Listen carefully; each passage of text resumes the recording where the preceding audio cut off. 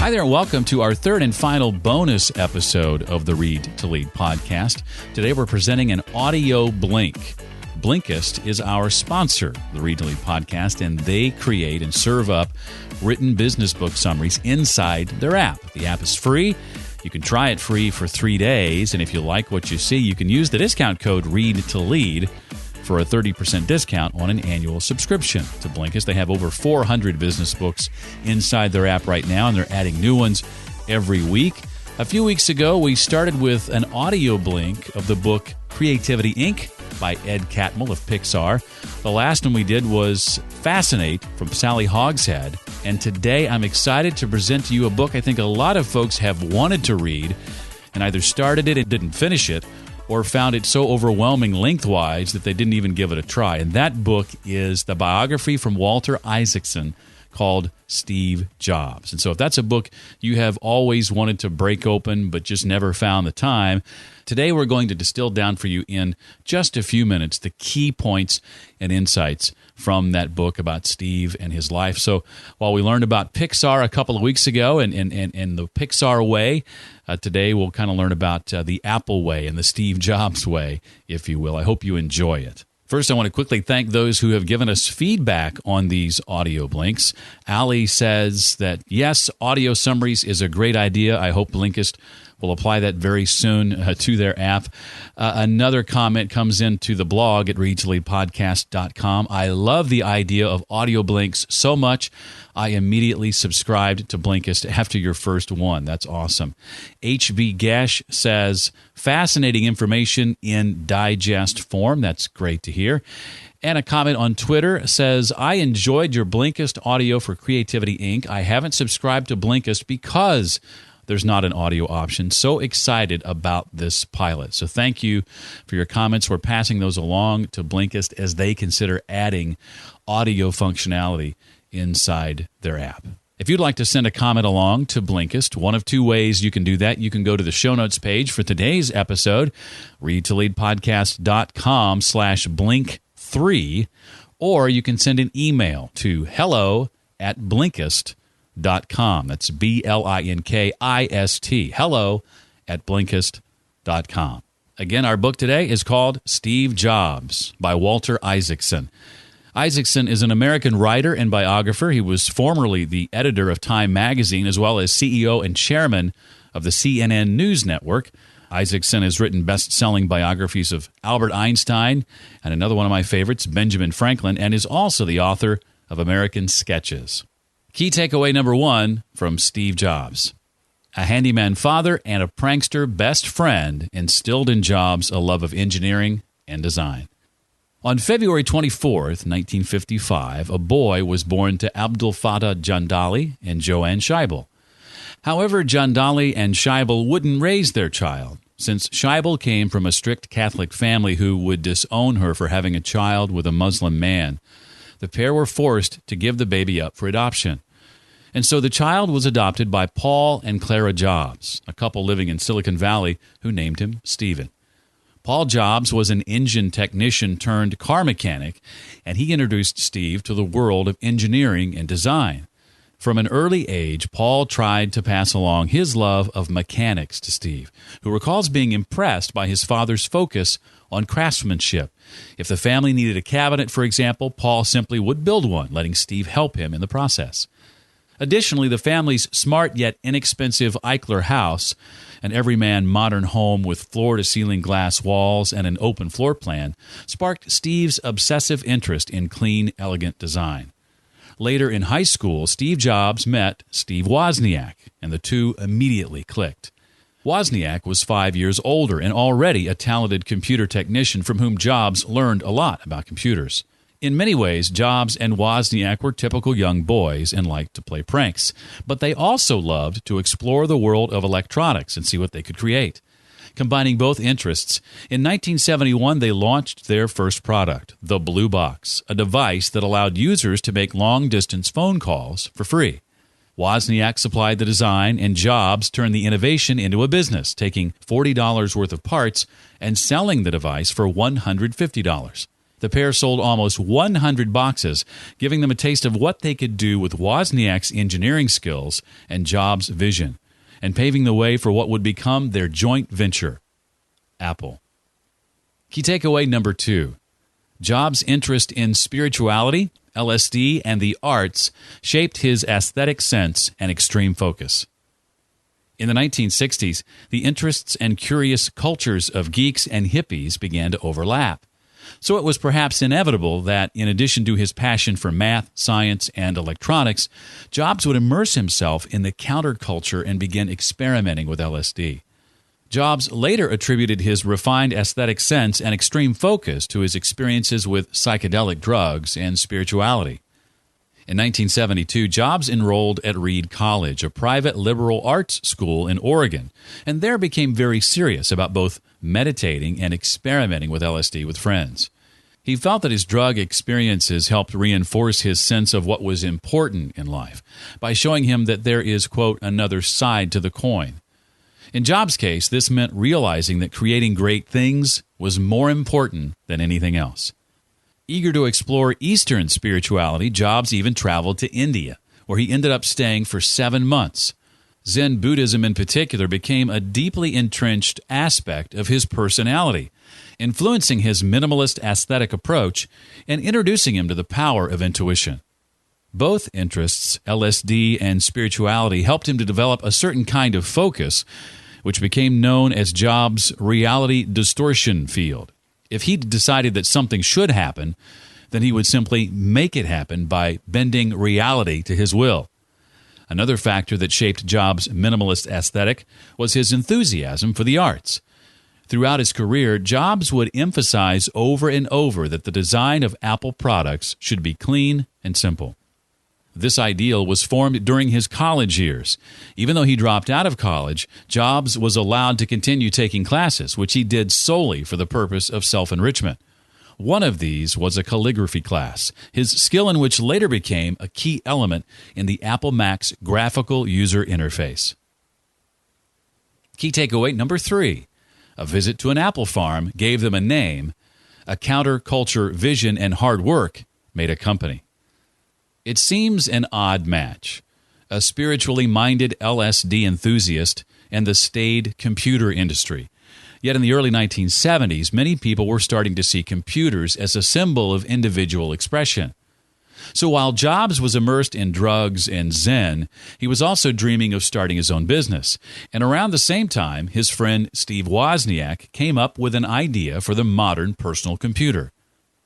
In the early days of the Silicon Valley technology revolution, Steve Wozniak joined the Homebrew Computer Club, a place where computer nerds met to exchange ideas and where the overarching philosophy was that the counterculture and technology were a perfect marriage. It was here that Wozniak had his idea. Computers at the time required several separate hardware components to work, making them complicated to manage and difficult to use. Wozniak imagined a device as a self-contained package with a keyboard, screen, and computer all in one. Initially, Wozniak considered giving away his design for free, as this was the ethic of homebrew. However, Jobs insisted that they should profit from Wozniak's invention. So in 1976, with just $1,300 of startup capital, Wozniak and Jobs founded Apple Computer. On the day they had to come up with a company name, Jobs had visited an apple farm, and because it was simple, fun, and familiar, the name Apple stuck. Wozniak and Jobs toiled away for a month building 100 computers by hand. Half of the total was sold to a local computer dealer, and the other half to friends and other customers. After just 30 days, Apple's first computer, the Apple I, was on the verge of being profitable. Together, Jobs and Wozniak made a powerful team. Wozniak was the engineering wizard, while Jobs was the visionary who saw that the personal computer could change the world. Takeaway number 4. Jobs was a controlling, temperamental boss driven by an uncompromising passion for perfection. Those who knew Jobs personally would agree that he was an erratic, even quirky individual. If work didn't meet his high standards, he would throw temper tantrums and verbally assault people. But why was Jobs so controlling and temperamental? In short, he was an unforgiving perfectionist. Jobs wanted the Apple II to be a perfectly designed, fully featured computer that was integrated end to end. But while his drive helped make the Apple II a success when it was released in 1977, it also drained the energy and will of those in the company. If Jobs felt an employee's work was poor, he'd tell them it was shit and would be furious if he noticed even the tiniest imperfection. As Apple grew as a company, Jobs only became more erratic. Mike Scott was eventually appointed as Apple's president, with the main task of keeping a tighter rein on Jobs. Scott basically had to confront Jobs with the thornier issues that other employees just didn't have the energy to do. This often resulted in disagreement, sometimes with Jobs breaking down in tears as he found relinquishing any control over Apple extremely difficult. Jobs found it especially frustrating that Scott tried to put limits on his perfectionism. But for his part, Scott didn't want Jobs' perfectionism to take precedence over pragmatism. For instance, Scott stepped in when Jobs thought that none of the 2,000 shades of beige were good enough for the case of the Apple II, and also when Jobs spent days deciding just how rounded the corners of the computer case should be. Scott's focus was to get the case manufactured and sold. However, because the company was doing so well, these personality clashes were somewhat manageable. But as you will soon hear, this was not to last. Key takeaway number 5. The Macintosh put Jobs on a pedestal as a tech icon, but his vitriol got him knocked off. The Apple II, with some 6 million computers sold, was considered the spark that led to the creation of a personal computer industry.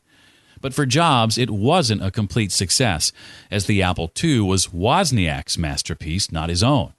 Jobs wanted to create a machine that would, in his words, make a dent in the universe. Driven by this ambition, Jobs began work on the Macintosh, a successor to the Apple II that would further transform personal computing and establish him as a technology icon. Yet the Macintosh was not solely Jobs' invention, as he actually stole the Macintosh project away from its founder, Jeff Raskin, an expert on human-computer interfaces. And so Jobs took the idea and created a machine that ran on a microprocessor powerful enough to accommodate sophisticated graphics and could be largely controlled by a mouse. The Macintosh became an unparalleled success, partly due to a lavish marketing campaign that included a sensational TV commercial, now known as the 1984 ad, directed by Hollywood filmmaker Ridley Scott. Tied in with the commercial's popularity, the Macintosh launch caused a kind of publicity chain reaction for Jobs as much as for the product. Crafty as ever, Jobs managed to land a number of high-profile interviews with several prominent magazines by manipulating journalists into thinking the interview he was giving them was an exclusive. His strategy worked, and the Macintosh made Jobs wealthy and famous. He had achieved the kind of celebrity that could get singer Ella Fitzgerald to entertain at his extravagant 30th birthday party. However, those same personality traits that enabled Jobs to make the Macintosh a success also soon got him fired. His perfectionism and oppressive behavior toward Apple employees continued unabated. He would constantly call people out for being assholes if he thought they didn't care about perfection. Jobs' bratish behavior led to a showdown with the company. In 1985, the Apple board of directors decided to let Jobs go. Takeaway number 6. Jobs flopped with Next, yet struck gold with Pixar, a company at the cutting edge of animated films. After Jobs recovered from the blow of being fired from Apple, he realized he could now do things exactly the way he wanted to, indulging both his good and bad sides. He first created a new business venture aimed at the educational market, a computer called Next. With the Next project, Jobs got to indulge his passion for design. He paid a $100,000 flat fee to get the logo designed and insisted that the Next computer case should be a perfect cube. But Jobs' perfectionism made the computer hard to engineer and manufacture. For one thing, the sides of the cube casing had to be produced separately using molds that cost $650,000. Jobs' uncompromising vision was essentially Next's death knell. The project almost ran out of money, The release was delayed by several years, and in the end, the machine was far too expensive for the end consumer. And because of its high price and small software library, NeXT barely made a wave in the larger computing industry. During the same period, however, Jobs also bought a majority share in a company called Pixar. In his role as chairman, Jobs reveled in being part of a venture that was the perfect synthesis of technology and art. By 1988, Jobs had sunk almost $50 million into Pixar, while also losing money in NeXT. But after years of financial struggle, the studio released Ten Toy, a film that showcased Pixar's unique vision for computer animation. Ten Toy went on to win the 1988 Academy Award for Best Animated Short Film. Jobs thus saw that he should shift his focus from software and hardware products, which were losing money, to Pixar, a company that was making cutting-edge, potentially lucrative animated films. Eventually, Pixar partnered with Disney to produce its first feature film, Toy Story. Released in 1996, Toy Story became the top-grossing movie of the year.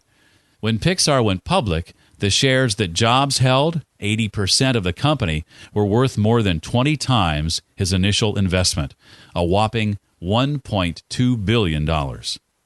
Takeaway number 7. Away from Apple, Jobs made amends in his private life, reconnecting with his biological family. In addition to learning a lot professionally during his 12 years away from Apple, Jobs also developed in his private life. In 1986, after the death of his adoptive mother, Jobs became curious about his roots and decided to search for his biological mother. When he finally found Joanne Scheibel, she was emotional and apologetic for giving Jobs up for adoption. Jobs was also surprised to learn that he had a sister, Mona Simpson. Both he and Simpson were artistic and strong-willed, and eventually became close. In 1996, Simpson would publish a novel called A Regular Guy. Its protagonist was based on Jobs and shared many of Jobs' unflattering character traits. However, since he didn't want to feel any anger toward his newfound sister, Jobs never read the novel. Around the same time, Jobs met Lauren Powell. The pair married in 1991 with the blessing of Jobs' old Zen guru. Powell was already pregnant with their first child, Reed Paul Jobs. The couple would go on to have 2 more children, Aaron and Eve. With Powell's encouragement, Jobs also attempted to spend more time with Lisa Brennan, a daughter from his first relationship with whom he'd initially been estranged. Jobs tried to be a more proactive father to Lisa, and eventually she moved in and lived with Jobs and Powell until she went to college at Harvard. Lisa would grow up to be as temperamental as Jobs, and since neither was good at reaching out and making amends, the pair could go months without saying a word to each other. In a broad sense, Jobs' way of engaging with people in his private life was similar to his behavior at work. His approach was binary. Either he was extremely passionate or extremely cold. Takeaway 8. As Apple's fortunes dimmed, Jobs returned like a prodigal son to lead the company as CEO. In the years following Jobs' dismissal, Apple started to fail as a company. To halt this decline, Gil Amelio was appointed CEO in 1996. Amelio knew that to get Apple back on the right path, it needed to team up with a company with fresh ideas. And so in 1997, Amelio chose to acquire NeXT Software, effectively making Jobs an advisor to Apple. Once he was back at Apple, Jobs grabbed as much control as he could manage. To this end, he quietly began building his power base by installing his favorite NeXT employees into Apple's top ranks. During this period, Apple's board realized that Amelio was not going to be Apple's savior, but they thought that the company might have a chance again with Jobs. So the board offered Jobs the CEO position at Apple. Surprisingly, Jobs declined. Instead, he insisted on remaining in his position as advisor and helped lead the search for a new CEO. Jobs used his status as advisor to increase his influence within Apple. He even forced the board to resign, the very same board that had recommended he take the CEO role, as he felt they were slowing his progress in transforming the company. As advisor, Jobs also managed to establish a partnership with rival Microsoft, getting the company to create a new version of Microsoft Office for the Mac, thus ending a decade of legal battles and making Apple's stock price skyrocket. Eventually, and after much hesitation, Jobs became CEO and demanded that the company refocus on making fewer products. Jobs ended the licensing deals that Apple had made with several other computer manufacturers and decided to focus the company on making just 4 great computers, a desktop and a laptop for both the professional and consumer market. In 1997, Apple recorded a loss of $1.04 billion. But in 1998, after Jobs' first full year as CEO, the company recorded a profit of $309 million. Jobs had effectively saved the company. Key takeaway number 9. Bold ideas and visionary design made the iMac and the first Apple Store astronomical successes. When Jobs discovered the visionary talent of designer Johnny Ive, he made Ive the second most powerful person at Apple after himself. Thus began a partnership that would come to be the most important industrial design collaboration of its era. The first product that Jobs and Ive designed together was the iMac, a desktop computer priced at around $1,200 and designed for the everyday consumer. With the iMac, Jobs and Ive challenged the conventional idea of what a computer should look like. In choosing a blue translucent case, the pair reflected their obsession with making the computer perfect, both inside and out. This design also gave the computer a playful appearance. Launched in May 1998, the iMac became the fastest-selling computer in Apple's history. However, Jobs began to worry that Apple's unique products could be lost among the generic products of a technology megastore. His solution was to create the Apple Store as a way to allow the company to control the entire retail process. As Gateway Computers suffered financially after opening its own retail stores, the Apple board was understandably opposed to Jobs' idea. However, convinced that he was right, Jobs stuck to his guns and the board approved a trial run for 4 Apple stores. Jobs began by building a prototype store, furnishing it completely and obsessing over every detail of the service experience and general aesthetic. He insisted on a sense of minimalism throughout the process, from the moment a customer enters the store to the moment they go through checkout. In May 2001, the first Apple Store opened. It was a massive success, as Jobs' careful design had pushed retailing and brand image to a whole new level. In fact, the Manhattan store would eventually become the highest-grossing store of any store in New York, including historic outlets such as Saks Fifth Avenue and Bloomingdale's. Takeaway 10. Wanting to control the entire digital experience, Jobs created the iPod, the iPhone, and the iPad. Following his success with the Apple Store and the iMac, Jobs came up with a new grand strategy. His vision was a personal computer at the center of a new digital lifestyle. He called this his digital hub strategy. The strategy envisioned the personal computer as a kind of control center that coordinates a variety of devices, from music players to video cameras. As the first step in realizing his vision, Jobs decided that a portable music player would be the next Apple product. In 2001, Apple released the iPod, a streamlined device which combined the now famous click wheel with a small screen and new hard disk technology. Critics were skeptical that people would spend $399 for a music player, but consumers made the iPod so successful that by 2007, iPod sales accounted for half of Apple's revenues. The next step was to design an Apple cell phone, since Jobs was worried that soon mobile phones with built-in music players would make the iPod redundant. In 2007, Apple released the first version of the iPhone. 2 important technologies made the iPhone possible: the touchscreen, which could process multiple inputs simultaneously, and the incredibly robust cover glass called Gorilla Glass. Again, critics were skeptical of Apple's strategy, arguing that no one would pay $500 for a cell phone. And again, Jobs proved them wrong. By the end of 2010, profits from iPhone sales accounted for more than half of the total profits generated in the global cell phone market. The final step in Jobs' strategy was the release of a tablet computer, the iPad. Apple officially launched the iPad in January 2010. However, because Jobs had unveiled the product before it was publicly available, the press trashed it before they even tested it. Still, when the iPad was officially released, it was a great success. Indeed, Apple sold over 1 million iPads in the first month and 15 million in the first 9 months. With the release of the iPod, iPhone, and iPad, it was clear that Jobs' bold digital hub strategy had succeeded in transforming the consumer technology industry. Takeaway 11. Jobs' insistence on perfect, closed systems mirrored his fanatical obsession with control. Throughout his entire career, Jobs maintained that a closed, tightly integrated system produced the best consumer experience. This ideal reflected Jobs' desire for control, since by sealing his systems shut, he prevented consumers from modifying them.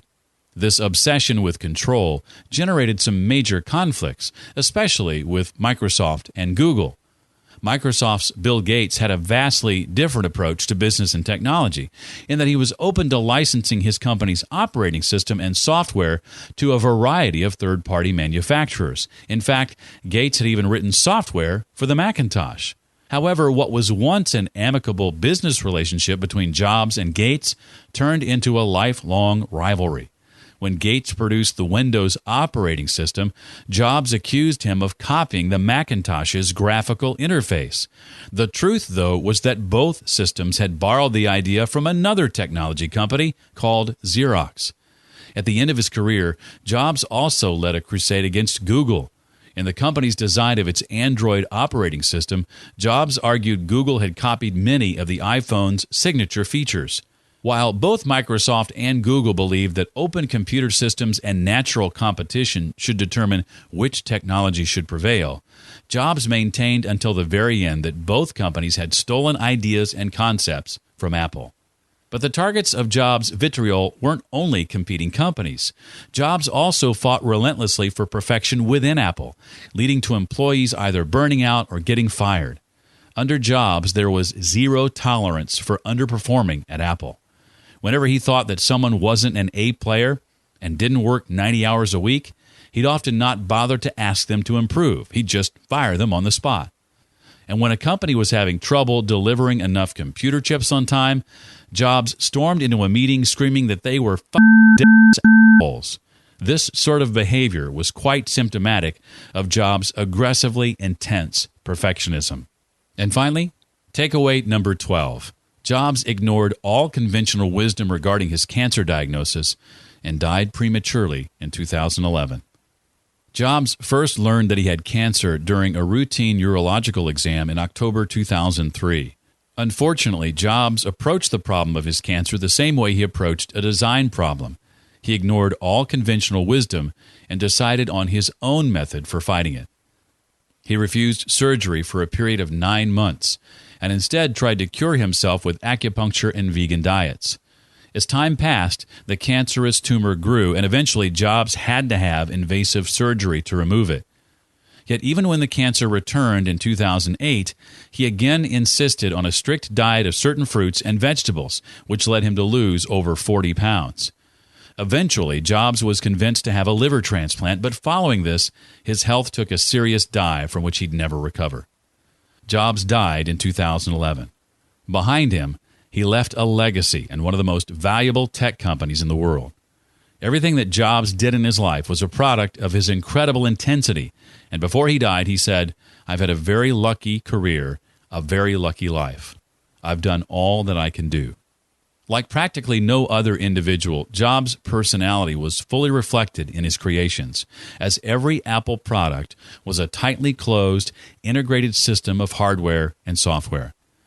And while the open strategy employed by Microsoft, allowing its Windows operating system to be licensed, led them to dominate the operating system industry for many years, Jobs' model proved advantageous in the longer run, as it ensured a seamless, elegant end-to-end user experience.